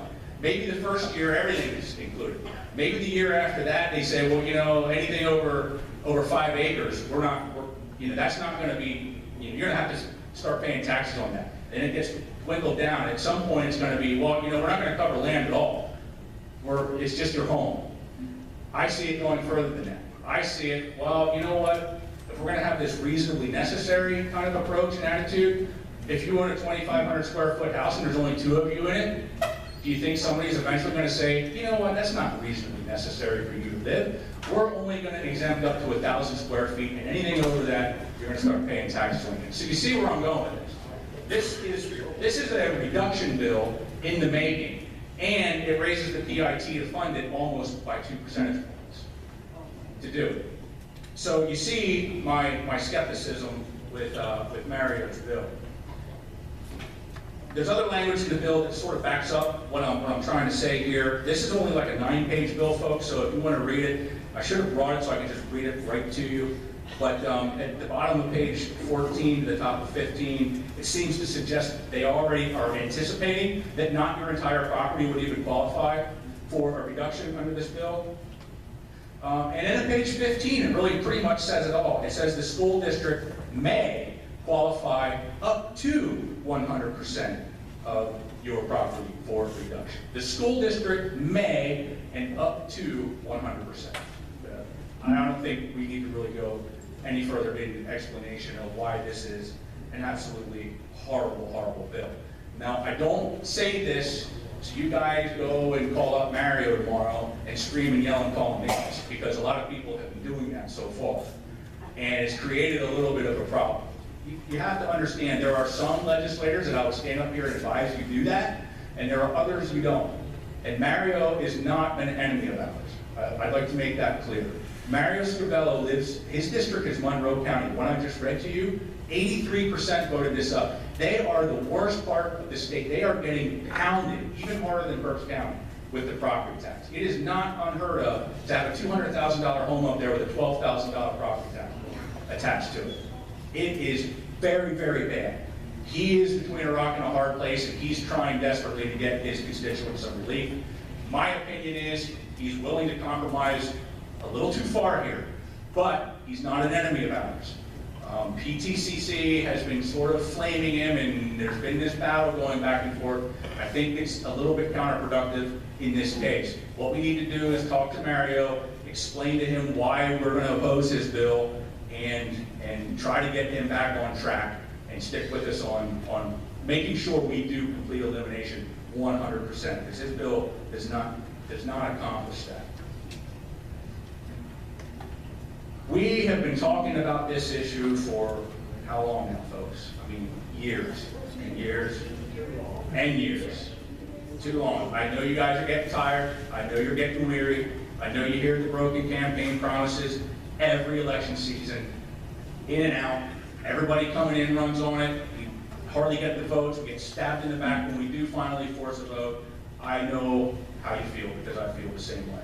But we cannot give up on this effort for a number of reasons. Number one, that's what they want you to do. They're trying to wear you down and drag you out. They want you to quit. They want you to believe it's impossible. They want you to believe it's never, ever, ever going to happen. They will do this by continuing to ignore us, the same tactics they've done, run out the clock, all of these ridiculous things like we can't tax diapers and you know, we can't raise the sales taxes where every business, everybody's going to shop in Delaware. All these ridiculous arguments that we keep hearing about this issue that we've debunked time and time and time again. The IFO report has debunked much of it for us. They're going to continue playing the same game, but we cannot go away. Even if we don't get a vote this year again, which I'm going to stand here and tell you it's highly unlikely that we will, right up front. We need to refocus and regear and get ready for the next session so we can hit the ground running, something that we haven't been doing, especially in the House, up until now. But we need to make sure that at the very least we get some collateral damage. We've got to make sure that if you're going to vote against us, after you promised that you voted, that you would vote for us and support us, there's going to be a price to pay. We need to make sure that in order to be respected and politically feared, we have to get some retribution out of those who are not doing what we've been asking for years and years and years to do. That's the other reason we have to stay in this fight. Because look, if we let them get away with it, if we continue to say, you know what, it's never going to happen, I'm just going to go home and forget about it. And they get away with it, and guess what? No cost to them.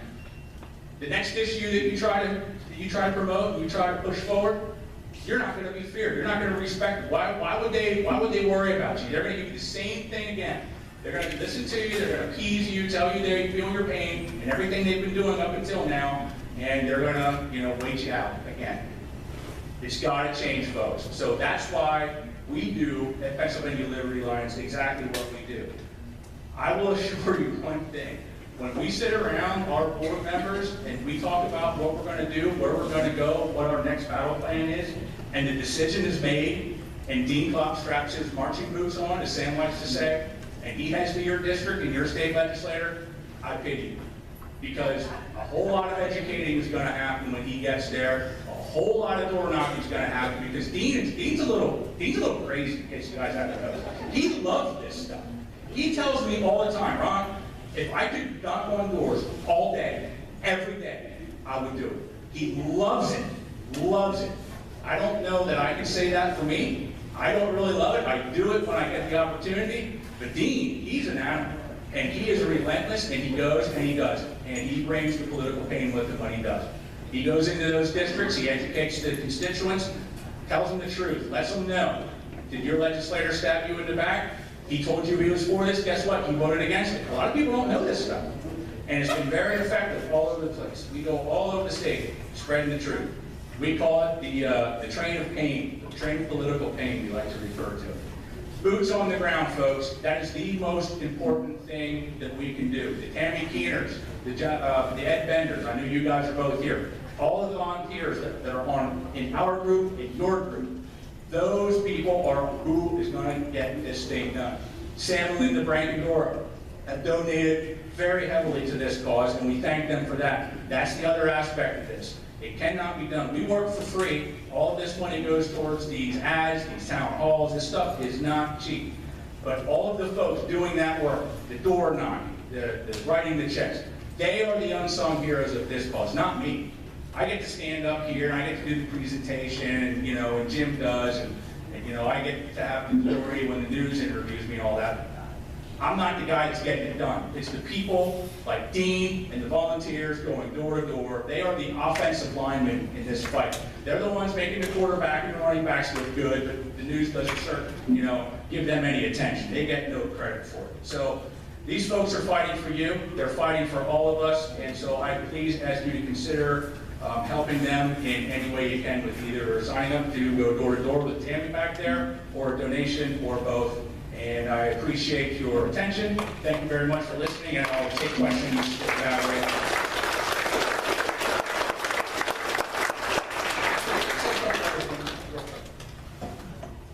Nope, Jim.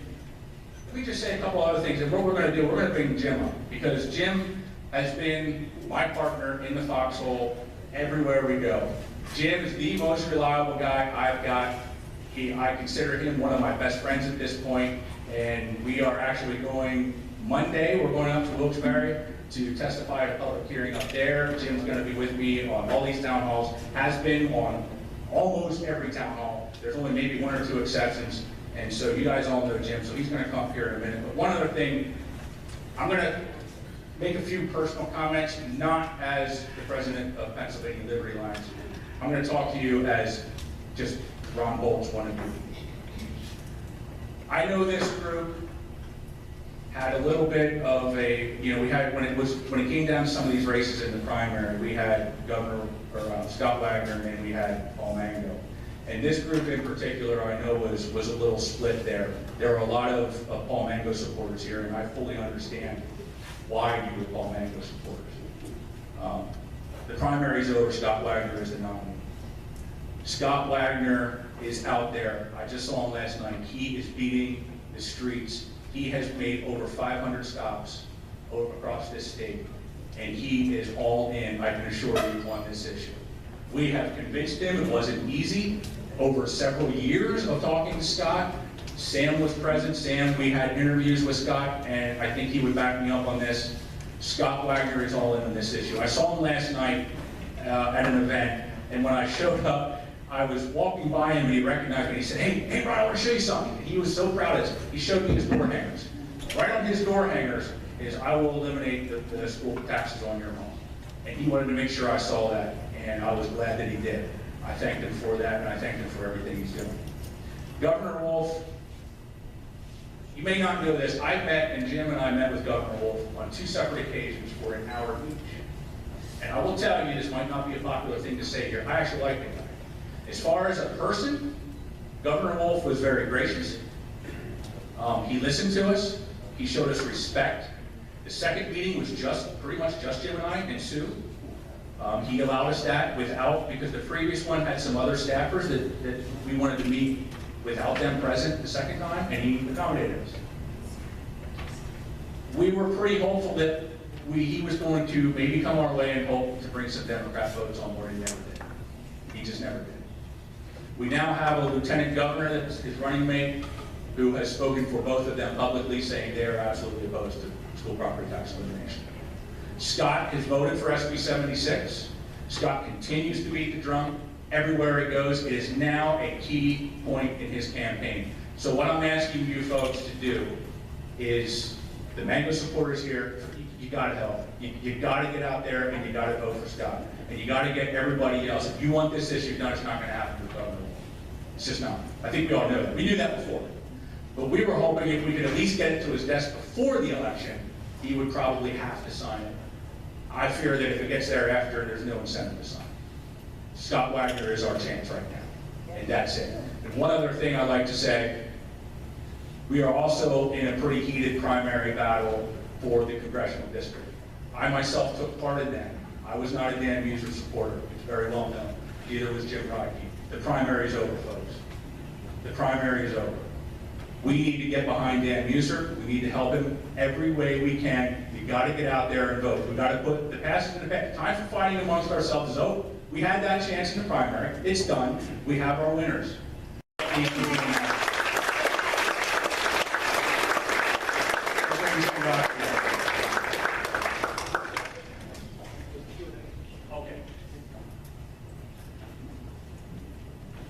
I'm not going to take a lot of your time, just to reiterate some of the things that Ron was just saying. You hear a lot about the blue wave. And Pennsylvania is a key state. Pennsylvania has 4 legislators who are avowed socialists. Our lieutenant governor candidate in the Democratic Party is an avowed socialist. If you understand anything at all about your Constitution and about the Pennsylvania Constitution, you should understand one thing. Socialism and our Constitution is not compatible. And that every candidate who's running as a socialist is violating the Constitution, and will therefore their first official duty as a candidate will be to lie to the people of this Commonwealth by taking an oath to uphold the Constitution of this Commonwealth and the Constitution of this country. There is nothing compatible with socialism and our Constitution. Individual rights are important. I got into this fight for property tax elimination because I believe in the individual right to own property. I believe in that firmly. I believe it is the government's obligation to protect our property, not use taxation as a tool of theft to steal from our property. I would be opposed to the property tax if it was $1. It's a terrible tax. It's an egregious tax. I don't have the notes with me, but in 1795, the Supreme Court Justice made a statement about despotism in government that controls our property to the point that we are no more than a tenant in that home. That was in 1795. Apparently in 1965, when they extended this taxing authority to a body created by government, not a governing body, they totally ignored what that Supreme Court Justice was trying to warn us of. And that's what the property tax has become.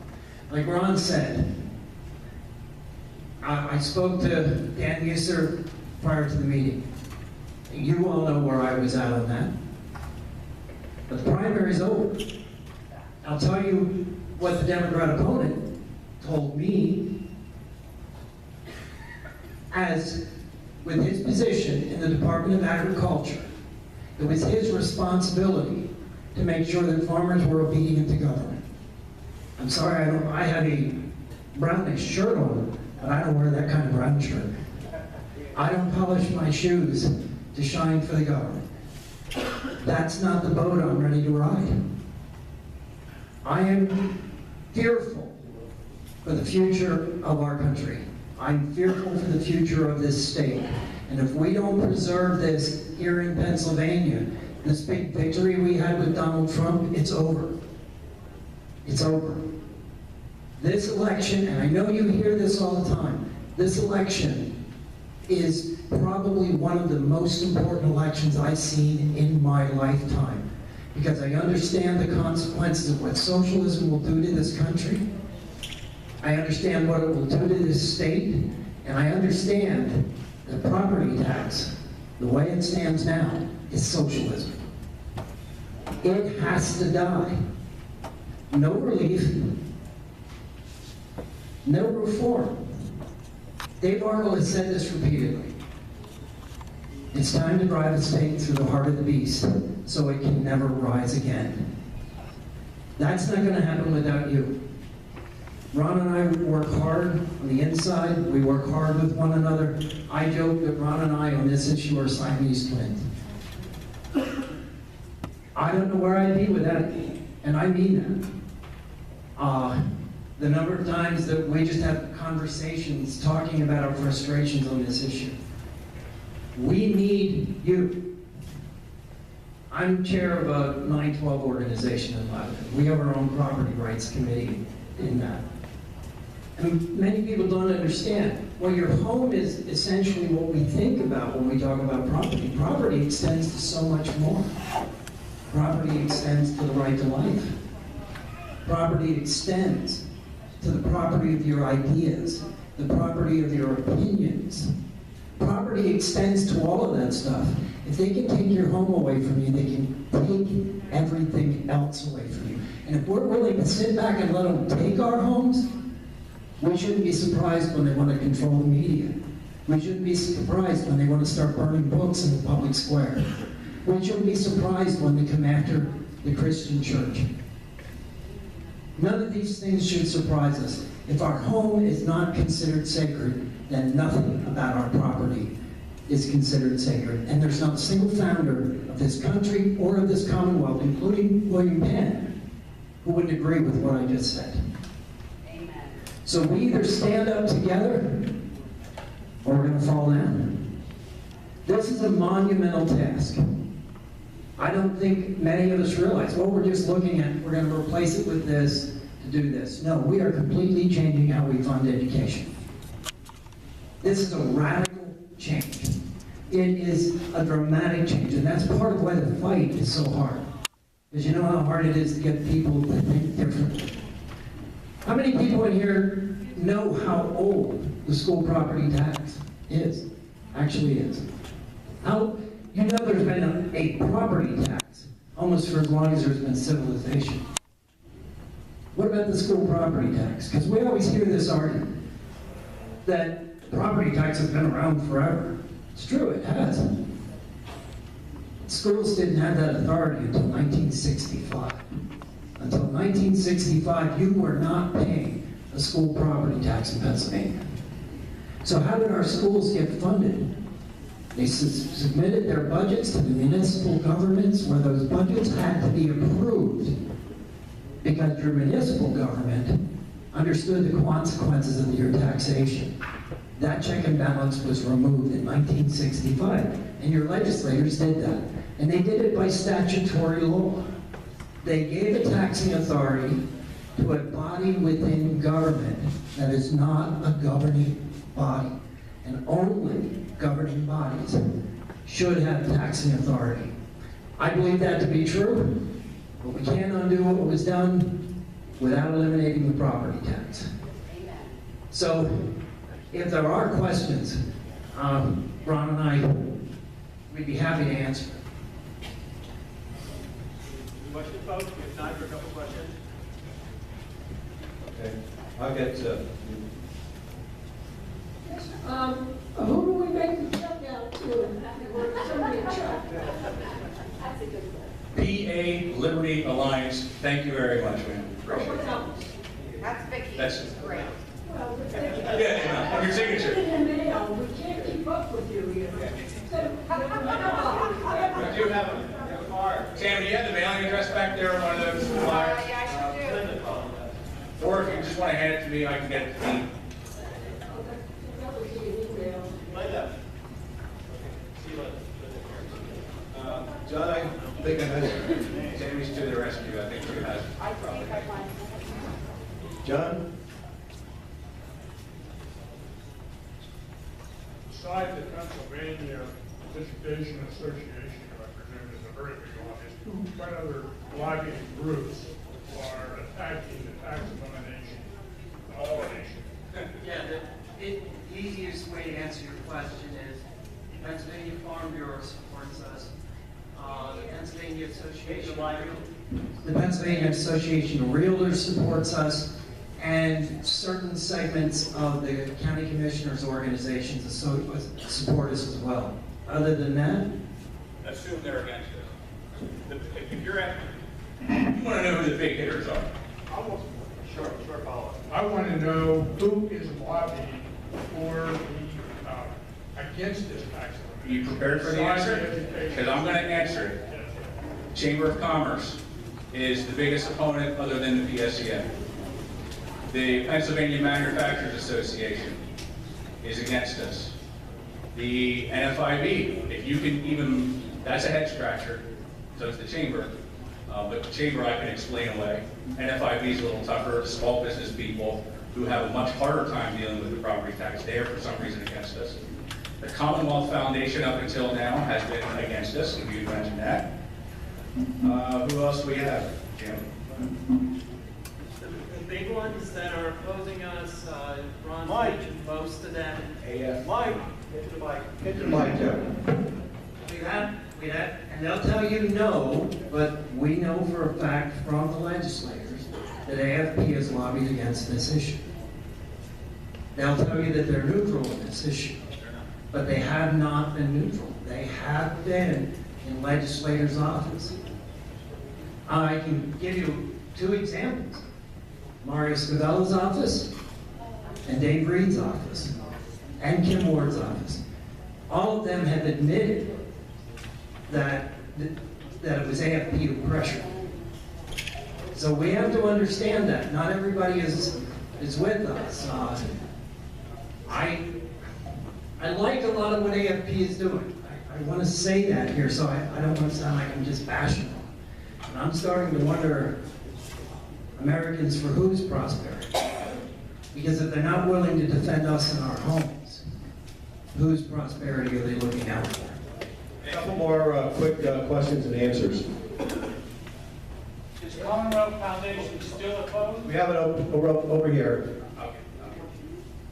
If this does go through, how does the state propose to make up the money that they aren't going to get from property tax? In 76, it's a 1.88 percentage point increase on the PIT. Sales tax goes from 6% to 7%, and it would include more items and services. We currently tax probably the fewest items and services of any state in the country. We have a lot of things that are tax exempt, so just apply the sales tax to quite a few of those. It's been proven time and time again, the IFO report, that would generate enough revenue for complete and total school property tax elimination for all properties in the state, including businesses, including rental properties, all of them. That's how 76 works. Two more questions. Is Commonwealth Foundation still opposed? Chris, you're next. He's coming to you next. All right, thank you. Your words are very inspiring, Jim, Ron, very much. I appreciate it. And, well, I look forward to being in the battle ranks and working with you. Of course, the federal side of things and the state side of things don't always coincide, but I think we can certainly work together to get the word out and do everything possible to move this game changer for Pennsylvania forward. I am fully in favor as well as eliminating school property taxes. Other states around the country have done it extremely successfully and in similar manners. And those states are doing better economically for far more people than how our economy is doing in Pennsylvania. I would just ask you this. There's a ruling coming up from the Supreme Court, the Federal Supreme Court, related to civil asset forfeitures. And due to lack of due process, I believe they're going to rule that is unconstitutional. Do you civil asset forfeiture in the manner that it's done? Confiscating private property without due process. Do you think that that could lead and have some relevance to confiscation of property taxes or property through? Absolutely. Absolutely. Look at what happens when a home is seized. You are assumed guilty. You receive no trial, no representation, and your home is seized based on an assessed value of your property that you played no part in determining. It's all done outside, out of your control.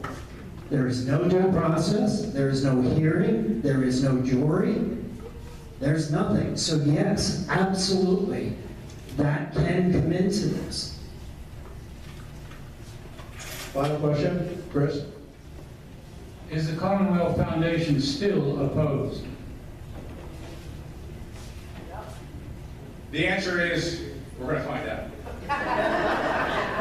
Because, let me explain. Matt Briette's not there anymore. As good as the guy as Matt, I like Matt, and agree on so many different things. And Jim and I both use a lot of data that come out of the Commonwealth Foundation. So I'm not here to beat up on them.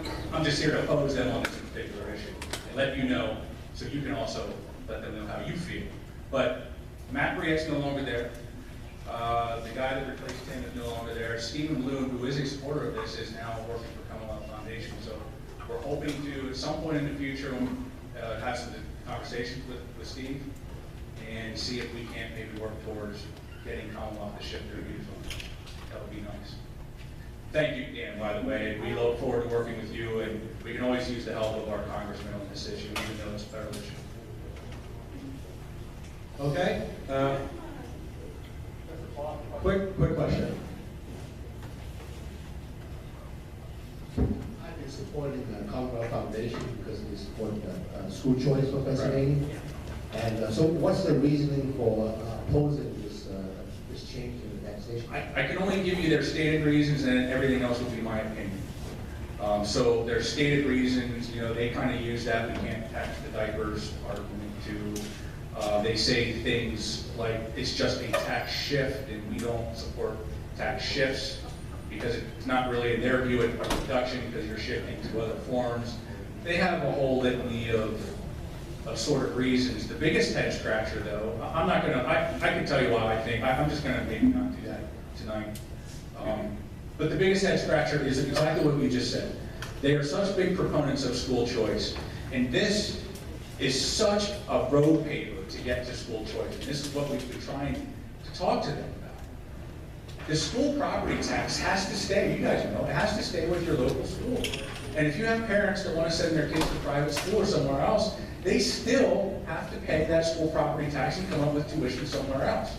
Why the Commonwealth Foundation can't see this as a huge step towards school choice is beyond me. Or perhaps they do, and perhaps their reasons for opposing outweigh their support for school choice. I really don't know. That's a conversation I would ask you to maybe call and ask them. The Reason Foundation, when we talk about school equity, that's another big thing. Equity in funding. We have a court case on that currently sitting in front of the Pennsylvania Supreme Court. So we're hearing all this talk about, in the governor's campaign about trying to shift all of the state money to this new formula and the problems it's going to cause. Folks, this is all a result of the property tax. That's why we have these problems. We are never going to achieve a more level playing field in school funding as long as the property tax is there. As long as some districts have all of these assets to draw from, these commercial properties and so forth, and are property tax revenue rich, while others in the rural areas, maybe inner cities, they don't have a property tax base to draw from. They rely more heavily on the state. This is never going to be equalized as long as the cause of the problem is in place. And that cause is the school property tax. So when we talk about how this changes the dynamic, it's much more than just, you guys not paying your school property tax bill anymore. Think about the effect this will have, the status quo changing ability that this has. We have now a better path towards more equal funding. We have a better path towards school choice. We have a much better path towards leveling out the burden of funding our public schools by treating everybody the same, rather than by where your zip code is, what school district you live in, how much money your school gets from the state, how much it doesn't, what's your house worth, and it's ridiculous. The system we have now is absolutely ridiculous. So it's barbaric, and it's I would say tyrannical for the reasons that Jim already mentioned. So please, the Commonwealth Foundation folks, the fans in here, please get a hold of them and pressure them and ask them why they're not on board with this. It just makes sense. Thank you, Ron. Thank you, Jim. We'll be here for a while. If you guys have some more in the back, that would be great. Thank you, guys. Thanks a lot, guys. Okay. Folks, just obviously, as they both said, we've been fighting this battle for quite a few years. We're not giving up. We may have to change course somewhat, but we need you in order to do it. So whenever we hear some additional information, I will certainly pass it on to you. Couple short announcements. I want to mention one of our sponsors, Ron Rothenberger, in the back. You want to, always at least check into our sponsors, talk to them a little bit. We appreciate that. In the back, we have Charlie Miller, self-defense. Please see him and any self-defense issues. Also, as I mentioned, tomorrow, Scott Wagner, 5:30 to 6:30 at YMSA Family Restaurant. Again, if you're interested in school property taxes, he's the man. And Tammy's closed. Okay, that's it. Linda's going to close with prayer.